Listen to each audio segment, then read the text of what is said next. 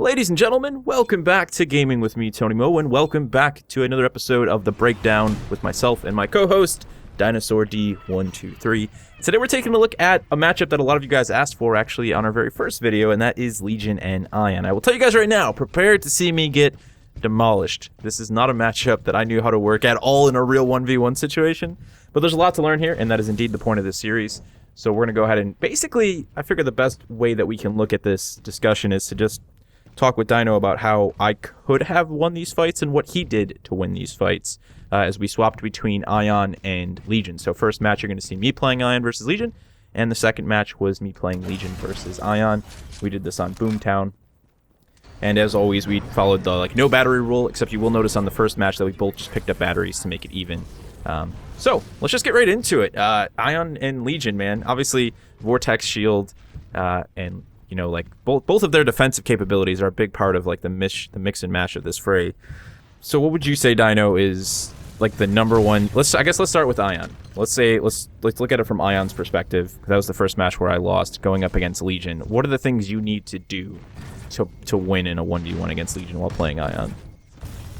Ion versus Legion is a complete mind game. Ion needs to utilize that Vortex Shield, but not rely on it and not expect to get any damage out of it. Any damage that you get with your Vortex Shield is a bonus, and you should always try to be disengaging from your fights as they're happening. So you're wanting, as Legion starts to gun you down, you're trading back and forth with your Vortex.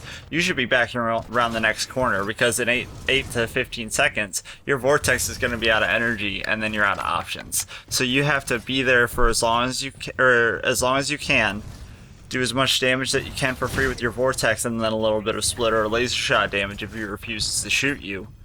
And then you need to be out of there. And then you need to disengage, reset your energy, and then find him again and repeat. The more you can stay at max range for your laser shot, the better, because you're going to win that sniper battle. Yeah, you see, and that was definitely first mistake I made with Ion right from the get-go. Like you said, I relied way too much on the Vortex Shield. I was like, let's use Vortex Shield, and you just kept outplaying me. And then on the flip side, when I was playing Legion, you played it so perfectly that I felt like I could never bring your Vortex Shield down, which is pretty amazing. And like you said, you always made sure that you were using corners, anything to break line of sight. By the time I was at 20%, I was gone. Yeah, exactly. And you were just, and next time I run up to you, okay, start. Every time I'm having to start from scratch, to get that Vortex Shield down. So I see what you're saying there for sure. That was definitely a big part of it. So I guess then when we look at one of the things I wanted to ask you about with you mentioned this with Legion, with the Vortex Shield was, like you said, not expecting to get damage out of it while playing Ion. Yes. It's but one of the things that I noticed was when you control that mind game you talk about, it's you end up getting a lot of chip damage then, man, because you were laying it on me. You're laying it on me. It's because I'm just you shouldn't expect to do it, but anything that you get is a bonus. You can win without it, but yeah, you shouldn't rely on that to win. Even though you can likely expect that you'll get some, you just shouldn't bank that on your victory. You should just be completely I'm just gonna get out of here. We're gonna start over. I'm gonna be across the map. I'm gonna shoot you the laser beam, and then you're gonna have to chase me for the next 3 minutes while I continue to win. Because as soon as you get that health advantage, they have to come to you, which means they're gonna make more mistakes. So what's the best way then as Ion to deal with Legion's gun shield? When Legion has his gun shield up, he always has his back foot and his back shoulder exposed, even when his shield is up, and he always has at least one part of his body exposed at all times, even if he crouches, even if he turns his gun shield or anything like that. You can always reflect the vortex back at his shoulder or his foot for full damage. So he can never avoid that entirely. And sometimes the best thing to do is he drops that gun shield and you just stall your way out with the vortex and then reposition and wait for it. That way he's out of energy. Or if he isn't going for power shots very often, you can do what I did a couple times, where I do a quick ADS burst with the splitter rifle to stack a good bar or two of damage, and then vortex my way around the next corner that I'm already positioned nearby. Good. So making use of I think that's one thing that a lot of people who don't play Ion at a high level, they don't realize how effective small burst of the ADS can be. A lot of people always talk about the splitter rifle On a needing high to level, be most buffed. people don't either. Yeah, Not a lot of people use the splitter. They don't realize that that thing can do like 3-4 bars of damage in an instant. It does so much more damage than laser shots. So I've definitely seen the damage on it, right? And I always wondered how how usable it was. And then I think I talked with you actually probably a month ago about Ion with the splitter rifle. I asked you about it, and I think you said the same thing then. It's something that people ignore. That's like the number one request they see is like, if we're gonna do this to Ion, you need to at least buff that. And I'm like, man, in the right situation, that thing goes melt mode, and you're like, and you hit me for at least a bar and a half a couple times. Yeah, very situational. I like this matchup because we talk about it. Unlike the Scorch and Monarch matchup, there's not a whole lot of things mechanically here you need to focus on. Like you said, there's a few core elements, and then it's just a matter of controlling the fight, like you were saying, like making sure you're using the most of all of them. So let's switch Legion. Let's talk about playing as Legion going up against the Ion directly. Like, what do you want to be doing as Legion to stay in good positioning, to deal with those laser shots and to catch Ion out, essentially, to wear down that Vortex shield? I love everything about Legion for this matchup. The mind games are a ton of fun to do. So you want to play on as high sensitivity as you can for Legion. That way you can turn very quickly. So I play on 8 sensitivity for this matchup in particular. That way whenever you activate a power shot, you can click RB to charge your power shot, do a 180, and hit an enemy Titan. So this especially helps in team play when you are sitting there shooting a Titan aimed in a completely different direction than the Ion right next to you. So Ion's going to be under the impression of, oh, Legion's not shooting at me, I could shoot him. He charges power shot, oh, he's not aiming that at me. Next thing you know, you can do a complete 180 in less than a half a second and hit him in the face before his vortex latency can save him. So you're going to do that quick turnaround, hit him for a bar of damage, and then he's going to be like, well, crap, what do I do now? Because the damage is already done. And so you're constantly wearing down the vortex shield by bursting 1 to 3 bullets at a time. And usually after doing a couple bursts, Ion will flick his vortex even if you don't shoot, so you don't even have to take damage all the time. Ion's just always just trying to panic shield, working their way out of the situation. Meanwhile, you're laying into them, and if they make a mistake in their stepping or they forget to move, then they're going to run out of energy eventually. And the closer they are to that red shield, the more easily you can get off a power shot safely. Yeah, and like you said with the high sensitivity as well, if you do get in an instance where you make a mistake and Ion is about to catch it, you can just flick away and just fire it into the air, so no one gets any damage from it. Nothing gained on either side. Yeah, another major benefit is, like you said, if I get ready to power shot you, which I never aim a power shot directly at you because I need to catch you off guard usually, then if I know you're going to catch it because of where you're positioned, I'm just going to shoot it the other way. If I can't have it, you can't have it, And there's another mechanic that also gives Legion a severe advantage in this, which I'll be talking about in my Legion guide here soon. Ion's Vortex blocks a cone right in front of him. It's actually pretty small. It's only like anywhere on 30 degrees to the left or right of him, you can't block. So Ion's gonna try to block it, and if you got that angle on him, your power shot's gonna pierce through the vortex or bypass it for that bar of damage. And so you could easily do this by if Ion's turned slightly to the side and you take a step to the left or so and he doesn't turn with you, or if you dash power shot, so you do a dash to the left or right and aim like for his elbow, you're gonna pierce through that vortex and destroy the Ion.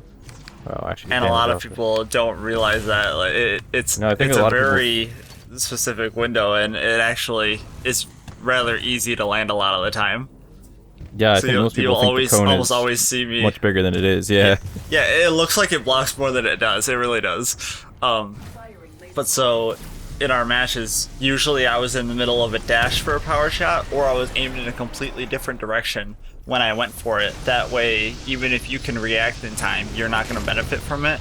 And even if you react in time, sometimes you can't block it because I got that 30-degree shot on you, and you're still going to take the damage.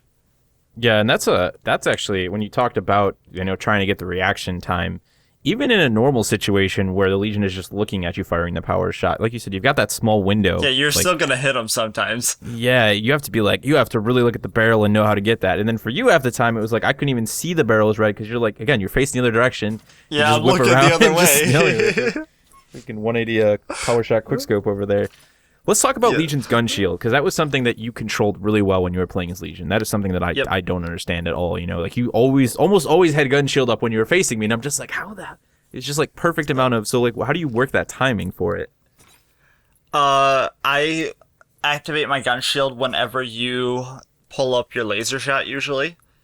That way I know that I'm gonna block it, because it even if it doesn't save me from your laser shot, it'll block my crit zone, which is more important because that's 50% damage increase. So my biggest thing was always make sure I'm blocking your laser shots. Block your laser shots. And the other thing was whenever I went for that power shot, I would oftentimes be prepared to gun shield as well in case you caught it. So if you caught it, I would immediately drop my gun shield as your vortex catches it. That way I could block it if you weren't aiming for my foot or my shoulder. Gotcha. And so I was saving it specifically for those situations. Otherwise, I wasn't using it because there was no point. Yeah, which, you know, it worked out where it's like every time I was attempting to make any pushes or damage, your gun shield was up, you were deflecting damage, and then I would just be caught in a bad position again, and then chip damage would come in because I'm just like getting frustrated. I'm like, okay, I'm not going to win this at this point. But you can see that happening, somebody in a public matches, after a while, you're just kind of like, okay, well, obviously I'm done, so. And that's the big thing to note about this, guys, where, there's one thing I was saying with Dino, it's like you don't really get to experience this in a public match, mostly not just because of a 1v1 situation like this, but because of player skill. So if you wrap your head around the things that Dino's talking about right now, man, you're gonna make a lot of people very angry in public match when you just absolutely tear them apart. A good Legion in public games is hilarious. It just destroys everyone. And Ion thinks that it's like, oh, it's a Legion, I could get in your face. Yeah, you keep telling yourself that, but your vortex is gonna run out of energy and then you're gonna die. Yeah, I mean, compared to you, my Legion is mediocre at best, man. And it's like, you tear people apart already. Again, because, they're just not aware. They're not even they're not even focusing on the most basic concepts of playing Ion most of the time. So it's like to bump it up to this level. Yeah. Going to town. Okay, so you obviously use Smart Core. Is there anything to note about Smart Core in a 1v1 situation that you would like to talk about? Like, the main thing for Legion in team play and 1v1s, you don't want to rush to use your Smart Core. You want to use your Smart Core when you know they're out of position, because otherwise you're not going to benefit from it. And you specifically want to save it when you're fighting an Ion. If Ions are your biggest threat, don't use your Smart Core unless an Ion pushes you, because you're going to do less damage on average if you activate Smart Core, because you can't land critical hits during it, so you lose 50% damage potential. So you don't even want to use it against Titans half the time. If you have ammo in your clip and you have a very easy way of hitting that Titan in front of you, you don't want to use Smart Core because you're going to lose damage output. But the good thing about it is you can instant kill pilots as they eject from their Titans, and it will instantly drain Flame Shield and Vortex. So if there's a Legion or an Ion pushing you, getting in your face, and they're out of position, you activate that Smart Core, activate your gun shield to stop any Vortex damage that's being reflected, and you just killed yourself a full health Titan because they thought they could push you and you activated Core. Because it's going to basically disable their defense for 12 seconds, and they have the next few seconds to hope that they can get out of your line of sight before you kill them. Gotcha. I see what you're saying. Yeah, I always kind of felt that way. I never really knew the numbers or like the damage behind it, but it's like sometimes I use Smart Core and I'm like, man, I think I was just better off, not being the center of attention and going back to where I was and just doing poke damage. How about so let's talk Ion's Laser Core, her ultimate. I think personally still a reasonably powerful ability. How do you feel about it right now? Like, what do you think's the best situation to deploy it in? Laser Core is still amazing. It does 10,000 damage and 13,000 if you put the Grand Cannon kit on. The thing does an incredible amount of damage. It'll definitely out DPS a Legion easily. You put that up against a Smart Core, and the Smart Core lost, even if Ion has a bar or two less of health. Like, it just doesn't matter. The thing is absolutely destroys. So you want to use Laser Core in the same situation as you would a Smart Core. You want to catch them out of position. You want to catch them in a lane where it'll take them at least a few seconds to get out of there. you don't want to allow them to break line of sight with you because you need them there for at least a few seconds to get your damage output. Yeah, exactly. Getting your So you want to use it in the laser hallway, you core want to use it where they accuracy. can't move. They push you, and then you use it as a counter push. And if they push you down that hallway, well, then they've lost. And you, as you get closer to your laser core, you want to be closer and closer to these hallway scenarios so that you can benefit. So, like when you were below the bridge, that was a perfect time to activate it. If you had more health and I jumped down to push you, and I activated Smart Core, then in return you would activate Laser Core, and I would lose. Gotcha. Yeah, that was at least the mindset I had there, despite being in a state where I wasn't going to survive more than another 2 milliseconds. Yeah. But what about, okay, so here's one thing that I think gets talked about a lot, in the community in general, and that it goes for both for Laser Core, and it goes even for like Legion's Power Shot, and that is like, when is it best to make use of those things in terms of an enemy's health state? So like, is it okay to use Laser Core in a situation where an enemy has a full health bar and a full shield? You want to save it to like try and do a clean off damage to finish them off entirely when they're low. And the same thing with Power Shot with Legion. Like outside of a 1v1 situation, does it make sense to go into a fight and pick out the target with the most health and use Power Shot, or does it make sense to finish people off with Power Shot? For Power Shot, it kind of depends. If you have 2 Power Shots available, you always want to use one. That way, you're not losing damage potential. Because as soon as you shoot your first one, your second one's recharging.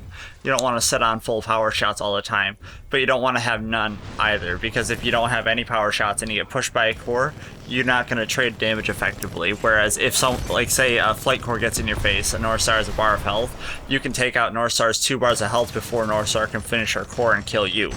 So you want to always have at least 1 Power Shot available to counter enemy cores whenever you get the chance.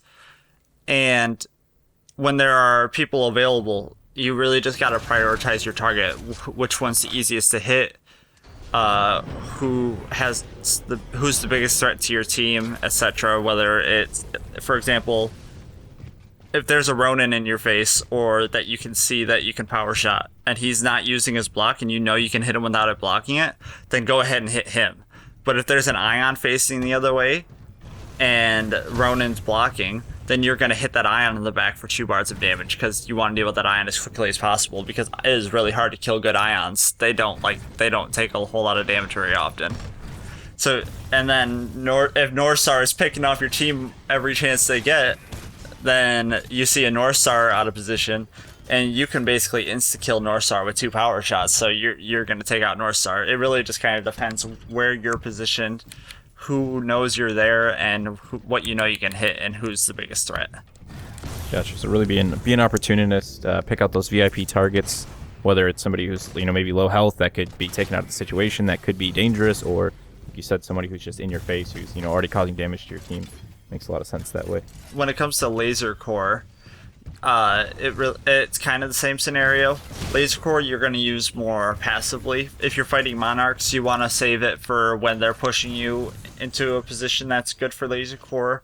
Or if Monarch gets arc rounds, then you would go fully aggressive. But if you're winning with your Vortex traits, because you would play Ion basically identically to Legion, where you're constantly trading Vortex back and forth. But if a Monarch pushes you with arc rounds, then that's when you bring your Laser Core into play, and you'll destroy them with your Laser Core. Or at bare minimum, they'll jump out of the way, and you get a huge gap increase, and then you go back to winning with your Vortex as they arc round it, and you'll disappear like I did in this video, where you Vortex for a split second, and then you disappear. Well, you'll do that with arc rounds too.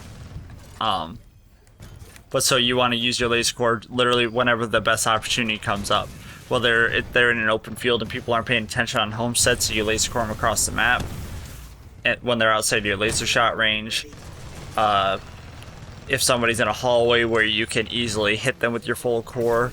Or if there's just a threat in front of you that is worth your core to take out, or you just need to finish somebody off. It really just depends on what you're feeling for it. But if it's a good situation, then go for it. Gotcha. Yeah, very much. I think a lot of people will try and make it more cut and dry than it is. And I've always thought, exactly what we talked about here. It's just very situational, man, and if you're really actively paying attention to the scenario that's in front of you, then there's like a million, 100 different combinations for when you might decide to use, laser core, or who you might decide to use it against. So that's something for people to really work on, and just, don't let it be such a cut and dry thing, and really open up your opportunities to engage with both of those things. Yeah, cores in this game are very situational, which is nice. Yeah, they should be. They shouldn't just be like kind of a. I mean, that's something Overwatch I think does really well too. With yeah, exactly. With a lot of its ultimates, people always say push to win, but in reality, it's not. If you push to win with Reaper, you just get shut down by the first Hanzo that hears you saying your stupid die thing. It's the same situation here. You hear that Legion thing spew up, and you're just like, well, I'm just gonna walk around the corner and disappear because he was way too far away from my team. Or the same thing like you said with Ion. Really not putting herself in a position where she can chase an enemy. At that incredibly slow movement speed at that point. And then the person just disappears around the corner. So some food for thought for you guys for both of these Titans. I think a lot to think on. I know I've got a lot to learn when it comes to those hardcore 1v1s at the higher play level. If you guys have any questions for myself or for Dino in regard to anything we talked about today, feel free to leave it down in the comment section below. And as always, if you want to tell us what you'd like to see for future matchups, feel free to leave your suggestions down there as well. Dino, thank you once again for joining me. I have learned a lot. I know everybody's going to learn a lot from like this. And we will see you guys in the next one.